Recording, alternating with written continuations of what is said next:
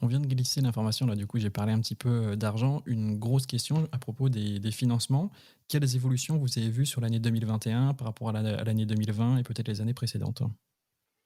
Alors oui, alors c'est vrai que bon, chaque année, avec EY, on dit que c'est une année record pour le financement C'est de vrai la que health je tech. l'avais lu l'année dernière, j'osais pas poser la question comme ça, mais je voulais dire que l'année dernière, j'avais vu que dans le panorama, c'était une année record. Est-ce que cette Oui, année, on a encore battu les records? ah ben, on a encore battu les records en effet, ouais, tout à OK. fait. Donc non, non, c'était une année, assez exceptionnelle en financement, à la fois public et privé. Donc si on regarde vraiment les levées de fonds, en 2021, du coup, en France, on a eu plus de 2,3 milliards d'euros qui ont été levés en France. D'accord. Donc ça représente, plus de 50 par rapport à 2020. Et parmi ces 2,3 milliards, on a 1,6 milliard qui a été levé en capital risque. On voit que ça représente vraiment une part importante en fait du financement des sociétés en France, et on a vu aussi, des belles levées de fonds, en private equity, en tour, plutôt avancé en phase en série B, en série C. Je pense notamment à Dena Scripts, qui a levé 142 millions d'euros. Et ça, c'était des opérations qu'on ne voyait pas il y a quelques années. Donc on voit qu'il y a vraiment des levées de fonds au-dessus de 50 millions qui commencent à être possibles en France et en Europe.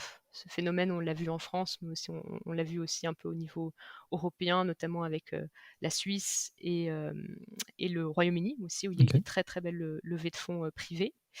Donc ça, c'est un signal très fort. On a aussi, en 2021, il y a donc aussi 7 entrées en bourse de sociétés. Donc ça, on voit que c'est aussi un signal très positif.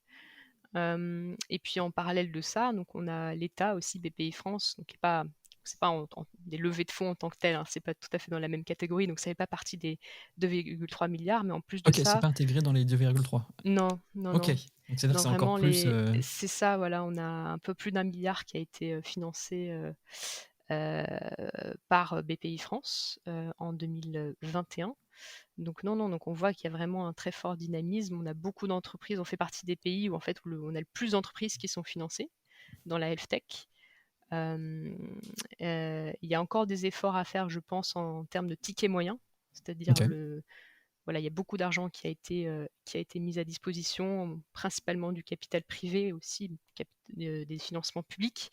Mais c'est vrai qu'il y a un petit effort à faire, voilà, sur les levées moyennes quand on compare à d'autres pays européens comme la Belgique ou comme le Royaume-Uni. On voit qu'on est encore un peu bas, mais globalement, voilà, on est très content de la tendance. On voit qu'il y a vraiment beaucoup d'investissements. Et donc ça, c'est vraiment très positif. Et Et c'est des investissements un peu dans tous les domaines de la biotech, hein. Donc on pense au Covid évidemment. Donc il y a eu pas mal d'entreprises qui ont pu bénéficier de certains financements privés et publics.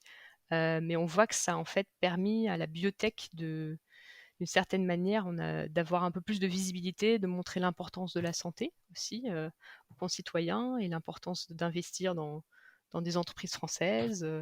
Donc ça a été très, voilà, ça envoie un signal très positif en termes de dynamique pour le secteur. c'était la question que je voulais poser, c'était de savoir si ces levées, elles étaient, poussées par la biotech ou est-ce que quand même la medtech, la e-santé, elle tirait aussi leur épingle du jeu ou est-ce que vraiment, je sais pas, 90 de ces levées, elles étaient issues d'entreprises biotech? Alors il y a un peu de tout en fait. Aujourd'hui, donc il y a quand même la biotech qui est bien représentée. Quand on regarde aussi sur les marchés financiers, parce que ça inclut du coup les IPO, les levées secondaires, hein, les 2,3 milliards dont je parlais, on voit qu'il y a quand même beaucoup de biotech qui ont pu bénéficier de levées de fonds, également de medtech. Ils sentaient un peu moins. Il y a quelques acteurs emblématiques comme Doctolib par exemple qui avaient fait une levée très conséquente en 2020. Mais globalement aujourd'hui, quand on regarde vraiment les plus hauts montants, on est quand même plutôt principalement sur la biotech et de la medtech. On a encore peu de sociétés d'e-santé qui sont cotées. Aujourd'hui, OK. ça reste principalement du venture capital. Et puis après, c'est vrai qu'on n'est pas, tout dépend de la solution qui est développée, mais on n'est pas forcément sur les mêmes montants aussi d'investissement requis. Donc c'est vrai que naturellement, on a tendance à avoir des grosses levées de fonds sur les entreprises qui ont vraiment des programmes de R&D très conséquents, voilà, avec des développements importants. Donc plutôt la biotech et la medtech. Mais globalement, il y a quand même eu des sociétés dans un peu tous les domaines de la health tech qui ont été financées. Donc ça, c'est très positif. OK. Et puis l'année prochaine dans le rapport, sur l'année 2022, vous aurez résilience avec, ces 50 millions à intégrer qui explosent tout, en e-santé.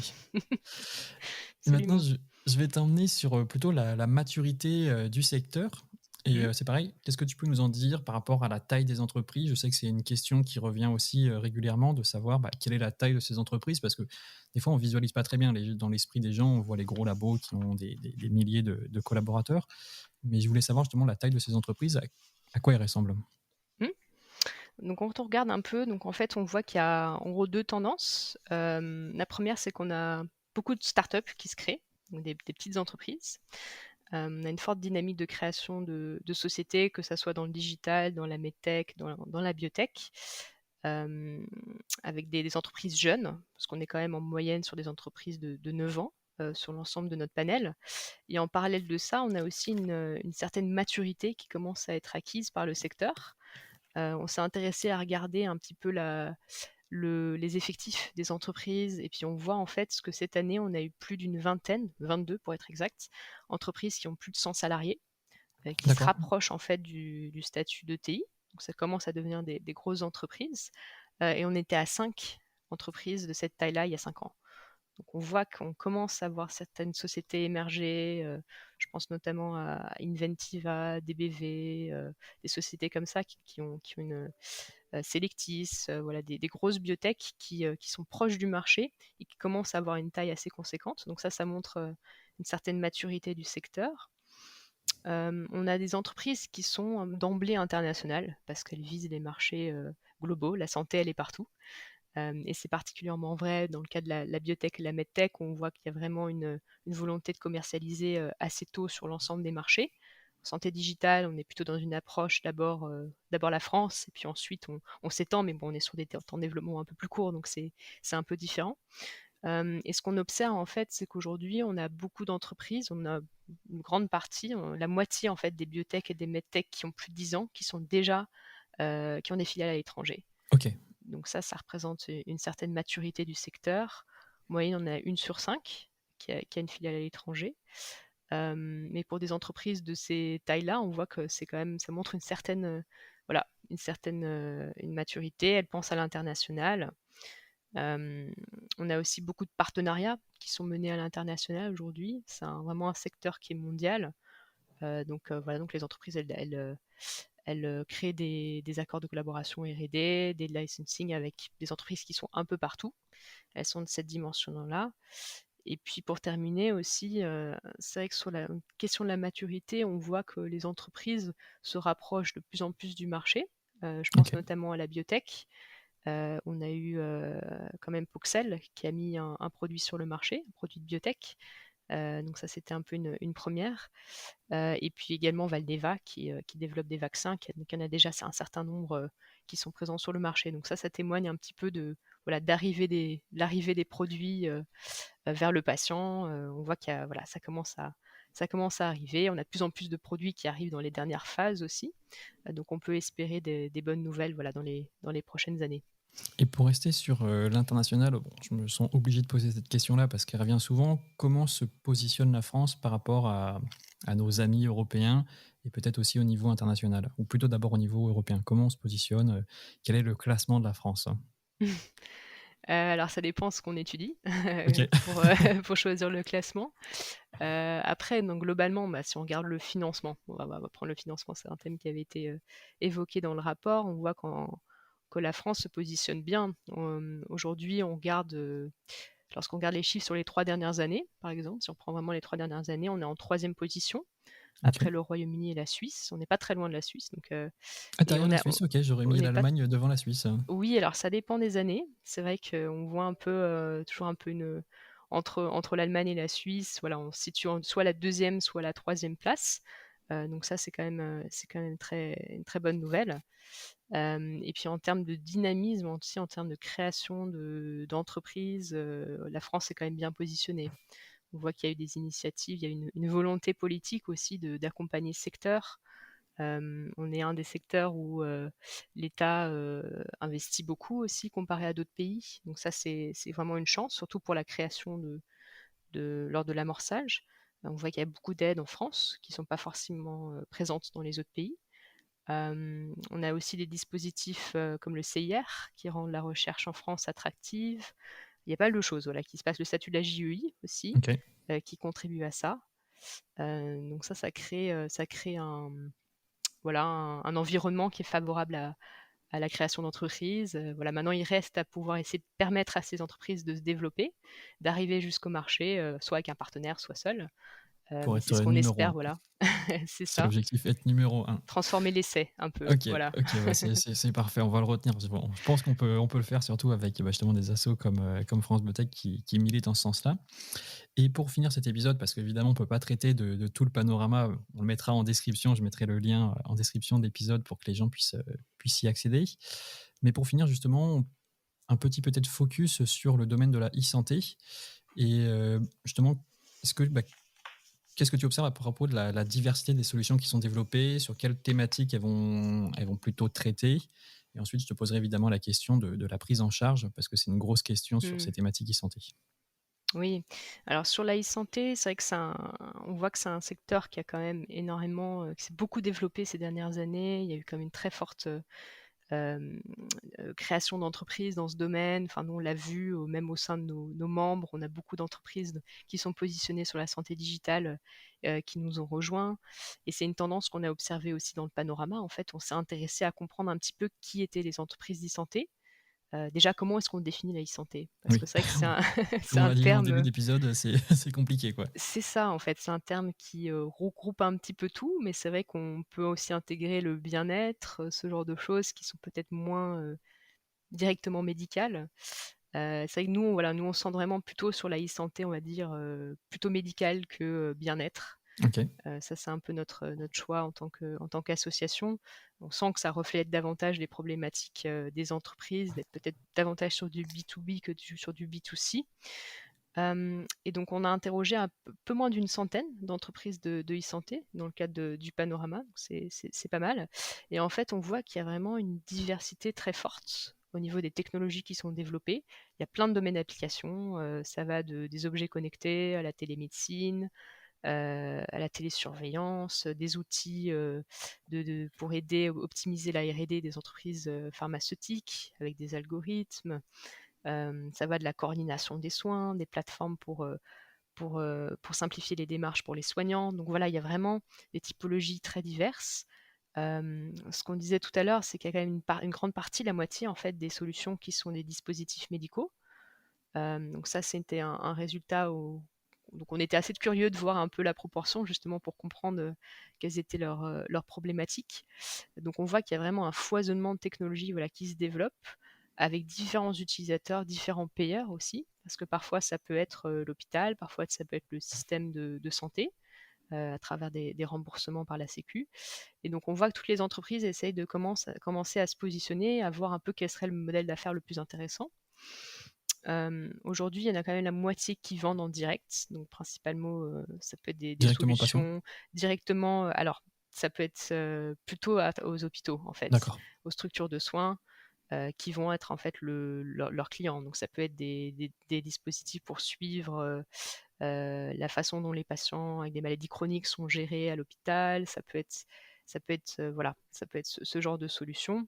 Du software aussi pour les équipes de soins. C'est ce genre de solution. Et après, il y en a un certain nombre en fait qui s'inscrivent un peu directement dans la prise en charge du patient. On voit par exemple que les systèmes de télémédecine, typiquement les solutions Doctolib, ont été remboursés par l'assurance, par la sécurité sociale assez rapidement Ok. dans le cadre de la crise du Covid. On a vu en quoi en fait la santé digitale pouvait vraiment essayer de simplifier certaines démarches, parfois accélérer certaines choses. On l'a vu aussi avec l'adoption assez rapide en fait de solutions qui avant avaient beaucoup de mal en fait à s'inscrire dans le système hospitalier. Donc ça c'est quelque chose de très intéressant et de positif. On voit qu'il y a des remboursements voilà, de la télésurveillance, j'ai dit, qui étaient pris en charge. Et en fait, ce que souhaiteraient aujourd'hui les entreprises, c'est d'avoir un peu plus de visibilité, savoir en fait comment ces solutions elles vont s'inscrire dans la prise en charge du patient, savoir comment est-ce qu'elles vont être remboursées, apporter un peu de lisibilité sur, voilà, sur leur schéma, sur ce qu'elles doivent faire en fait, pour pouvoir être remboursé et donc pour pouvoir être Accès de utilisé. marché. OK. C'est ça. OK, bah, très, très clair. En tout cas, bah, merci pour cette présentation et on peut évidemment pas finir cet épisode, sans parler un petit peu de France Biotech. Forcément, dans nos auditeurs, il y a peut-être des startups, des entreprises qui vont être intéressées pour rejoindre, l'asso. Est-ce que tu peux nous dire rapidement quels sont les avantages à rejoindre France Biotech et comment vous contacter? Oui, bien sûr. Alors France Biotech, donc aujourd'hui, on regroupe, à peu près 450 adhérents. D'accord. On est, l'association, une association, un statut d'association et en fait, on regroupe, les intérêts des entreprises, de la health tech, voilà, donc des technologies, en santé. En gros, on a un peu 2 missions. La première, c'est vraiment d'agir en tant que réseau, parce qu'on regroupe des sociétés avec des typologies assez différentes. On a des sociétés de biotech, de medtech, d'e-santé. On a aussi quelques laboratoires pharmaceutiques, des instituts de recherche.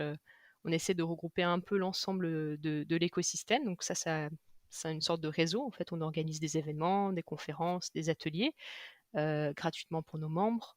C'est une façon de networker avec le système, avec l'écosystème. Ça, c'est un peu notre première mission, vraiment d'être un peu le lien, si vous voulez, dans tout ce petit monde.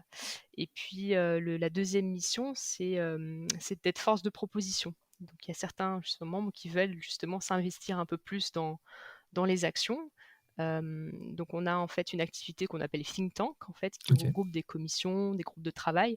Et l'idée, en fait, c'est de comprendre vraiment quels sont aujourd'hui les besoins des entreprises, des entrepreneurs, et de faire des propositions qu'on pourra ensuite pousser au ministère, aux différentes agences, voilà, la meilleure personne, si vous voulez, qui pourrait aider à faire changer les choses. Donc, ça peut être des propositions en termes de financement, ça peut être des propositions de l'ordre de l'accès au marché, de l'ordre de la fiscalité. Donc voilà, on fait des propositions comme ça. Donc c'est une manière aussi à la fois d'être actif en fait dans son milieu et d'être force de changement, ou bien d'être un peu plus passif et plutôt d'assister aux événements, d'avoir de l'information. On publie beaucoup de rapports aussi, certains qui sont uniquement à disposition des adhérents. Donc OK. voilà, donc c'est un peu tout ce qu'on fait. OK, bah, très bien et peut-être, pour vous contacter du coup, est-ce que tu peux voilà, une adresse mail, un site web? Oui, bah alors on a justement un nouveau site web qui vient de J'avoue qui que je suis vient pas allé le de voir encore. d'arriver. Ah! Il date d'il y a moins d'une semaine, donc c'est tout récent. Et donc dedans, vous avez en fait, je pense que le mieux, alors soit vous pouvez me contacter directement ou mon collègue qui s'occupe des relations adhérents, soit vous pouvez vous renseigner un petit peu sur le site, et vous avez justement un onglet «Rejoindre France Biotech» dans laquelle vous avez un peu toutes les informations sur ce qu'on fait, sur comment nous contacter, voilà. Vous pouvez tout à fait, nous contacter à travers le site ou alors vous envoyer un mail, à l'adresse contact@france-biotech.org. Voilà.